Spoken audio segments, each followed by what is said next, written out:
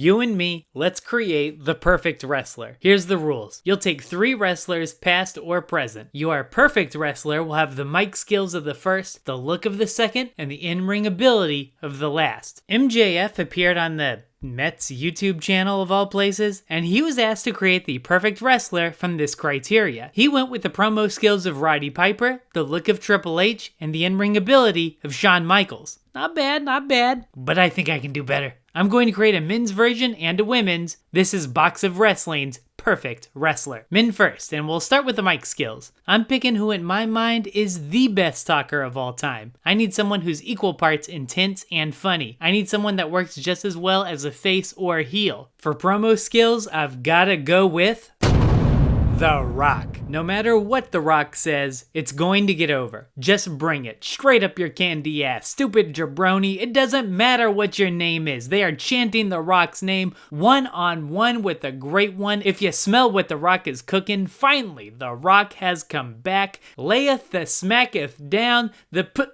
Okay, the people's strudel thing was pretty dumb, but it got over too. And let me clarify that I'm not talking about Dwayne The Rock Johnson. I'm talking about the character known as The Rock from about 1998 to 2000. I don't have a problem with The Rock today, but it's just not the same. He doesn't have that edge or that bite that he used to. Dwayne Johnson has too many endorsement deals and stock prices to really be able to channel The Rock of old, so we'll never see that again. Well, I'll give an honorable mention to Vince McMahon, who's also one of the best talkers of all time. The only reason The Rock edges him out is Rocky can play heel or face. McMahon works far better as a heel. Alright, now we need a look. Someone who looks imposing, like a legit world champion fighter. Someone you look at and you immediately know they're a main event talent. For the look, give me Roman Reigns. Say what you will about the tribal chief, the man looks like a badass. I can see why for Vince McMahon, it was love at first sight, even if the fans disagreed. And like me, Vince was also thinking, wouldn't it be nice if a guy who looked like that talked like The Rock? Full of suffering succotash, son! But he doesn't talk like The Rock, which is fine. He found his own style, and that's really the only way to go. He's obviously doing well for himself. But if I were to take one thing from Reigns, besides the cool pointing up acknowledge me thing, it would be his look. I'll give an honorable mention to Hulk Hogan. Hogan's look is the cliche, stereotypical wrestler, but that's not a knock. That's just because Hogan has been so influential. It's impossible not to think of 80s wrestling without thinking of the tan, blonde, beefy hero. The only reason I give this one to Roman is just because I think Hogan's look might be a little too 80s to get by today. We've got mic skills and we've got our look. But what's a wrestler without his or her in-ring ability? This was easily the hardest category for me. But I want my perfect wrestler to have it all. Not just the technical skills, but also the selling, the fan psychology, the ability to tell a story through a violent contest. Someone who could wrestle a 5-star match with a bucket of dirt. My perfect wrestler is complete when I add Kurt Angle. Earlier, when I rattled off a bunch of The Rock's ridiculously popular catchphrases and I didn't even cover them all, yeah, I could do the same thing with classic Kurt Angle matches. WrestleMania 20 with Eddie Guerrero, Genesis 2006 with Samoa Joe, WrestleMania 21 with Shawn Michaels, SmackDown 2003 and a 1-hour Iron Man with Brock Lesnar. Kurt Angle's greatest trait is probably his versatility. He's a technical master, but he proved at King of the Ring 2001 that he can get mean when he almost killed Shane McMahon. And imagine those perfect angle suplexes coming from a guy like Roman Reigns. Honorable mention goes to Shawn Michaels. He wrestled in WWE's first ever ladder match, first Iron Man match, first Hell in a Cell, and first Elimination Chamber. You can see the trust the top brass had in him to deliver in these historic moments. HBK might be the greatest in-ring worker of all time, but I gave it to Kurt Angle because I think his style might better accommodate Roman Reigns' look. Moving on to the women's side, let's start again with promo skills. I'm going to pick someone who's been talking to us for nearly a quarter century. For my perfect women's wrestler mic skills, give me